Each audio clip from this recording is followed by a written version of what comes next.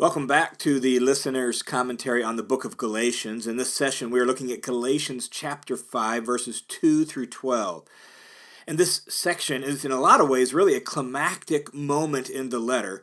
In the preceding paragraph, Paul had used the story of Abraham, Isaac, Sarah, Hagar, and Ishmael to make the point that the lineage of promise flows through Isaac and through people with the same faith of Abraham, and he implicitly called the Galatians to do for the Judaizers what Abraham was called to do for Hagar and Ishmael, to send them out. They are not the line of promise. The Judaizers are not telling you the truth about God's people and God's ways, so send them out. And so in this session, now we kind of come to this climactic moment where Paul is essentially going to say to the Galatians, you have got to defend your freedom. As he ended the last paragraph with, it was for freedom that Christ set you free. Therefore, defend that freedom and don't be subject again to a yoke of slavery. Well, here in Galatians 5, 2 through 12, Paul really now brings everything that's been in the background, makes it explicit, and says, defend that freedom. The dominant question that he is asking in these verses is really, what does Paul want the Galatians to stand against? That's the question being answered here. What does Paul want the Galatians to stand against? And the short answer to that is circumcision. But the reason for that answer is this. The full statement is circumcision obligates a person to the entire Old Testament law, and that cuts you off from Christ. So stand against that. Do not submit to circumcision and thus become a participant in the old covenant. You have entered into Christ and the new covenant. And so if you get circumcised, it's going to cut you off from Christ. And that's really the main idea of this paragraph. All right, the paragraph really has two specific parts to it. The first part is verses 2 through 6, and the second part is verses 7 through 12. In 2 through 6, Paul really calls the Galatians to protect their freedom. And in 7 through 12, Paul calls out the false teachers, the Judaizers, who are robbing them or threatening their freedom. So 2 through 6, protect your freedom. 7 through 12, watch out for people like this who are trying to rob you of your freedom. Let's take a look at the details of what Paul actually says here. In verses 2 through 6, Paul is, as we said, calling them to protect their freedom. And this is the way he begins that section. He says, now, behold, I, Paul. This is essentially Paul wanting to say, I'm serious about this. Pay attention. Behold, pay attention. It would be like a preacher today saying, listen to me. So behold, I, Paul, I say to you. And we have to hear the full weight of Paul's authority there. The reason he uses his name is he's an apostle. He's the one that has planted their church. He is speaking on behalf of Jesus, so he's throwing the full weight of his authority behind what he's about to say. Behold, I, Paul, I say to you that if you receive circumcision, Christ will be of no benefit to you. I testify again to every person among you, every man who receives circumcision, that he is under obligation to keep the whole law. You have been severed from Christ, you who are seeking to be justified by law, you have fallen from grace. Here in these verses 2 through 4, Paul really enunciates the dire consequences of receiving circumcision. He says that if you receive circumcision, Christ will be of no benefit to you, there in verse 2. One really technical note, the word if, which seems pretty small and insignificant, but in Greek there's two different words for if. There's one word that means if and you have, it's more like since, and there's a word that means if, and it's still up in the air whether you've done that or not. There's still some question marks about it. And so the nature of the word really determines the kind of condition we have. Well, in this sentence, if you receive circumcision, then the word if here is more that question mark kind of if. If you receive circumcision, and Paul seeming to suggest that they haven't gone the whole way. They're entertaining the idea of what the Judaizers are teaching. Maybe a few have gone the whole way, but in total they haven't. And so he's saying, if you actually take that step and receive circumcision, and they haven't quite done that yet. So that's the nature of the if. So if you receive circumcision, here's the dire consequences. The first one is this: Christ will be of no benefit to you. That's like the main first dire consequence of receiving circumcision. So if you make that choice and you receive circumcision, then Christ will be of no benefit to you. Law keeping is not only useless, it's fatal. Like it means Christ is no use to you. Christ can do nothing for you. Christ is of no benefit to you. Then he goes on and he says this. He says, I testify again. Notice the seriousness of what he's saying. I testify again to every man who receives circumcision that he is under obligation to keep the whole law. So this consequence really makes clear the reason for the first consequence. Why is Christ of no benefit to you? Well, if you receive circumcision, you have got to keep the entire Old Testament law. Here's what we need to keep in mind is that we really have two different covenants in play. We have the Christ covenant, the new covenant that was ratified by Christ through his death and resurrection, through his blood. That's one covenant. And we have the old covenant, the Mosaic covenant, that is marked out by circumcision. And so if you receive circumcision, it's not just like, oh, you've just kind of, added a little optional extra onto your religious life. You've actually changed covenants. You've left the covenant ratified in Christ by his blood, and you have entered into the covenant of Moses that's marked out by circumcision and made up of the requirements of the Old Testament law. And so if you receive circumcision, Christ is of no benefit for you because you have entered into a brand new covenant, the covenant of Moses, and that obligates you to keep the entire Old Testament law. You are under that covenant. And so circumcision is a pledge to keep the whole law because you have entered into the covenant with all its stipulations, with all its terms, with all its requirements. It's not just adding a little bit here and there. It actually means you are a debtor. That's the sense of the word obligated. You're a debtor to the whole Old Testament law. And that means you have been cut off from Christ. So in verse 4, he says, you have been severed from Christ.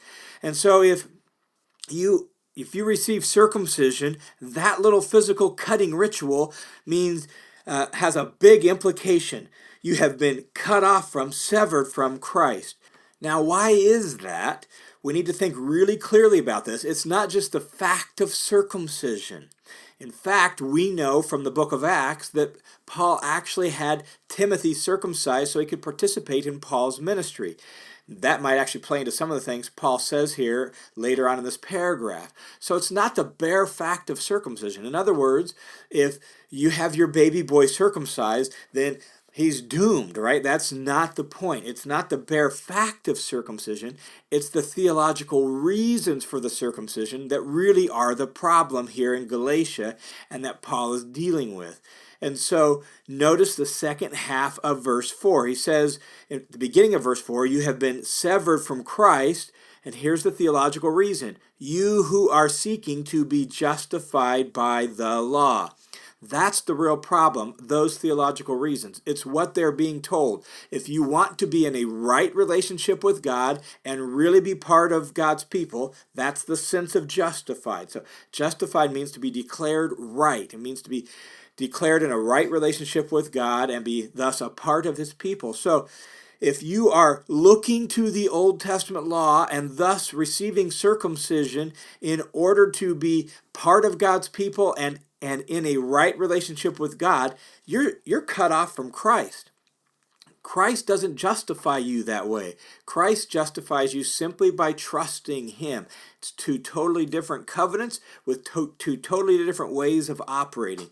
One operates by trusting Jesus and his sacrifice and what he did, and as Paul will say, and then trusting the Spirit to help you become like Jesus. The other is by doing all the things of the Old Testament law. So two totally different covenants, and that's the real problem. So you've been severed from Christ, you who are seeking to be justified by the law. In the end of verse 4, you have fallen from grace. Again, that's because the way Paul is using these words, not that there wasn't grace in the Old Testament, there was plenty of grace in the Old Testament, but grace here represents the covenant in the Messiah by which we are saved simply by trusting Jesus, not by keeping the Old Testament law. So if you choose the Old Covenant, the Mosaic Covenant, you have fallen from grace. You are outside the realm of God's mercy and God's grace, which is now found in Jesus the Messiah.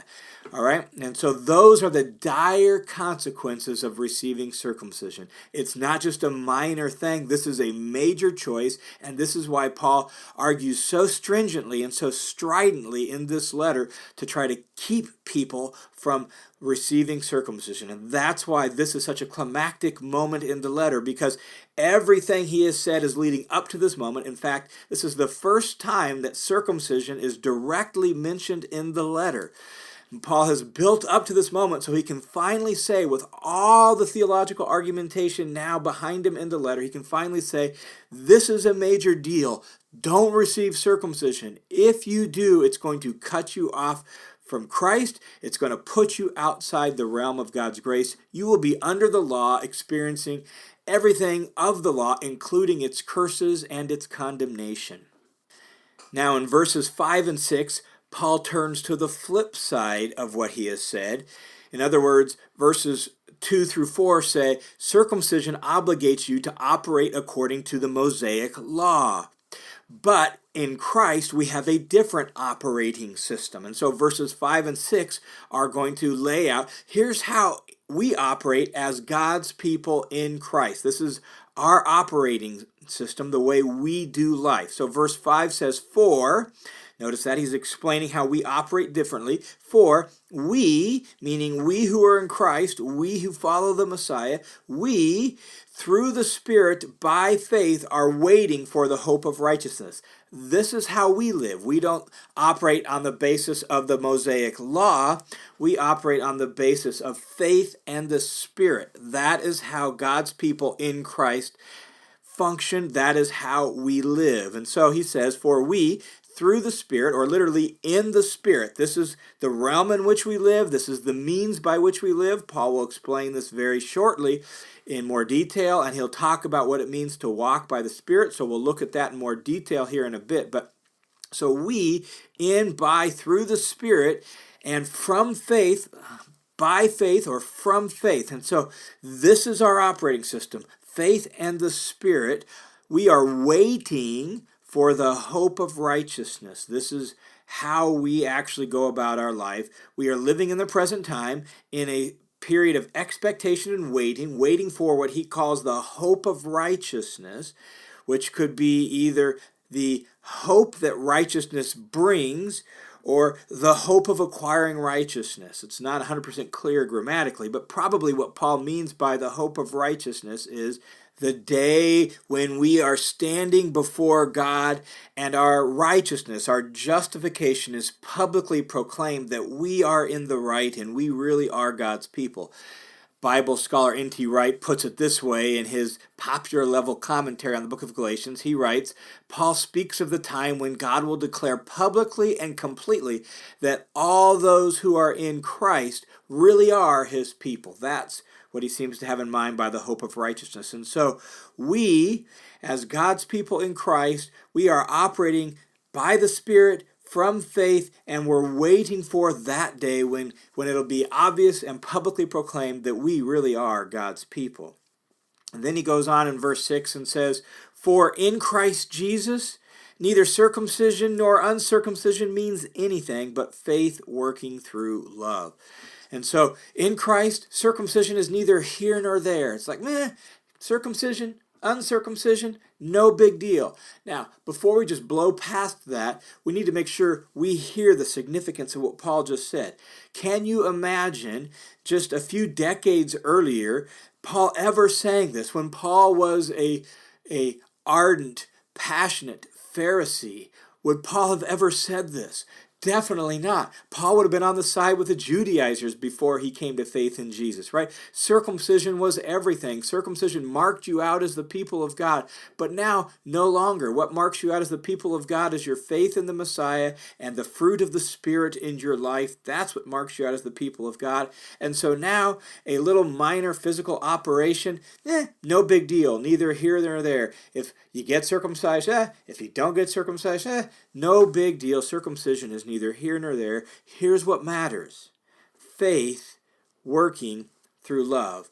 And so you put verses 5 and 6 together and we get a pretty complete picture of here is the very thing that marks out God's people, and here is the very thing that is our operating system in Christ. It's faith working through love by the power of the Spirit. That's what marks out God's people now in Christ. Now, this little phrase, faith working through love, I think is incredibly significant for making sure we understand Paul's theology and don't kind of overemphasize one side over the other.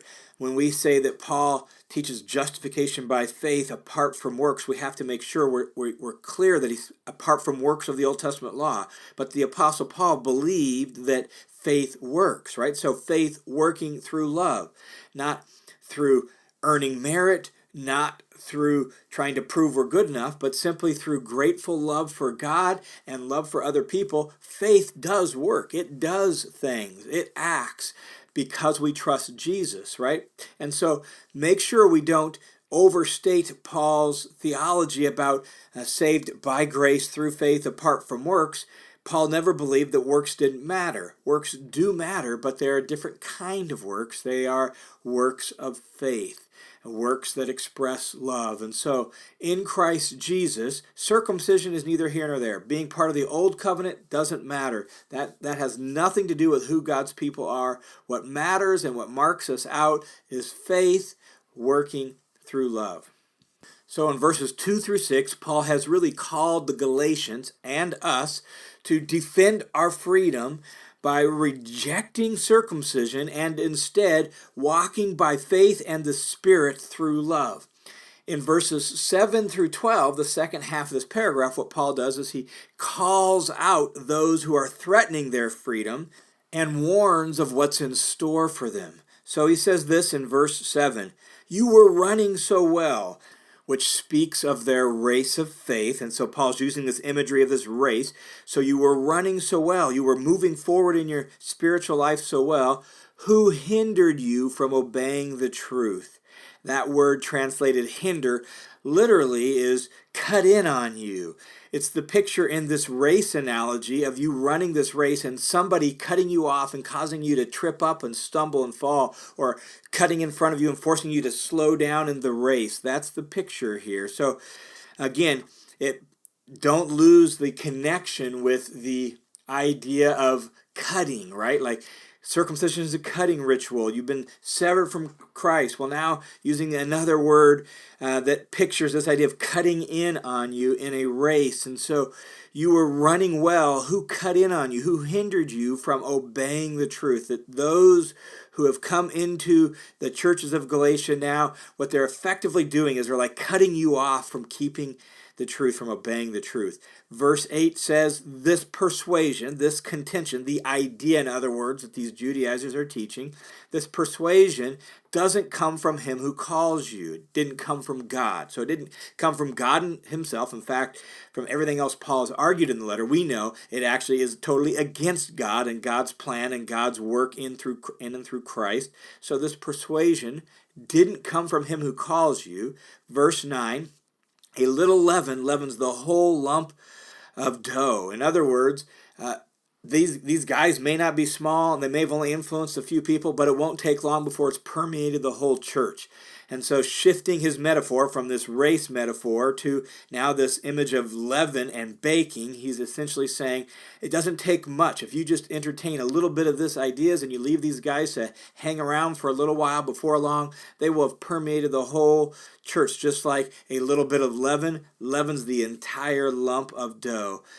In the first half of verse 10, then, Paul reassures the churches of Galatia that he has confidence in them, that they will actually understand what he's getting at, see his point of view, and agree with him in this. And so he says in the first half of verse 10, he says, I have confidence in you in the Lord that you will adopt no other view. And so this is his way of kind of persuasively, rhetorically saying, I believe in you. I believe that you will understand my argumentation. You'll see the truth of what I'm saying, and you will agree with me on this, and you will adopt the same view.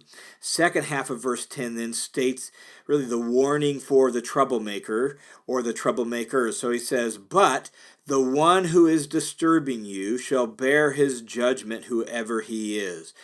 And it's not as if Paul doesn't know who he is, or the Galatians don't know who he is. They probably know who this guy or these people are. He's just saying as a blanket statement, whether it's those people or somebody else, if they're going to teach you this false doctrine, well, guess what? The Lord will take care of it. That's the force of this. The one who is disturbing you shall bear his judgment. He is accountable to the Lord. The Lord will sort it all out. The Lord will make it right, and the Lord will hold him accountable for his actions. And so you don't have to prove him wrong. You don't have to make him see that he's wrong.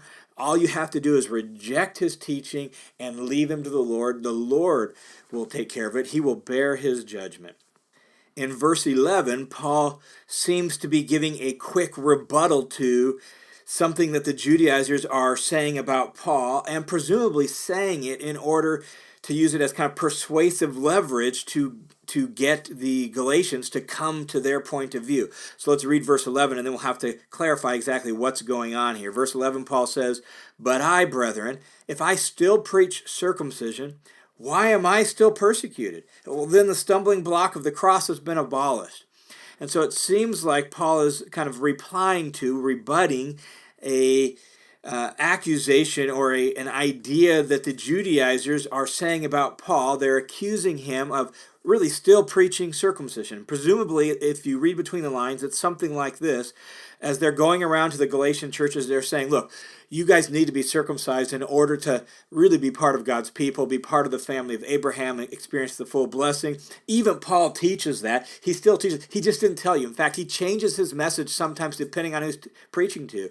In fact, I think this is why, clear back in Galatians chapter 1, verse 10, Paul is being accused of being a man-pleaser. It's this accusation here that finally becomes straight and explicit before us that they're making against Paul. And so they are suggesting that Paul is still preaching circumcision, but tailors his message depending on who he's talking to. So sometimes when he's talking to certain people, he doesn't think circumcision would be very, appealing to them. Oh, he leaves it out. But when he's talking to other people and he thinks circumcision is important, oh, well, then he throws it in there, and Paul speaks out of both sides of his mouth. That seems to be, reading between the lines, what the Judaizers are accusing Paul of, and that Paul is responding to here in verse 11.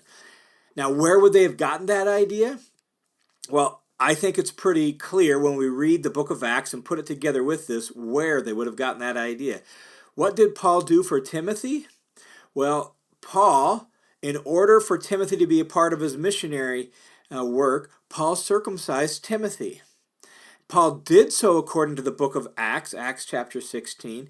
Paul did so because Timothy's dad was a Gentile, his mom was a Jew, and Timothy sort of was stuck in a land between where he didn't have credibility with the Gentiles because of his Jewish upbringing. He didn't have credibility with the Jews because he hadn't been circumcised. And so he really wasn't, he was really in a disadvantaged situation. And so for the sake of being useful to ministry and being able to go into synagogues with Paul and preach Jesus to them and all of that, Paul, as a ministry expedient, said, let's circumcise you.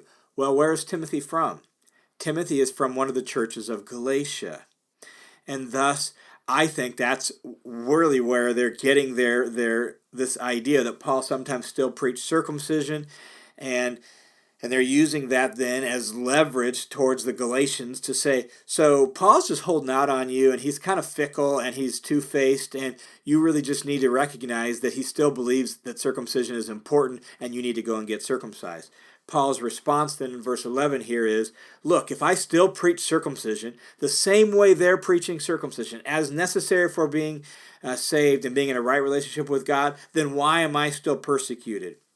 Then the stumbling block of the cross has been abolished. And Paul, throughout his letters and throughout his ministry, recognized that the cross was a stumbling block to the Jews. Read 1 Corinthians chapter 2, and you'll see that.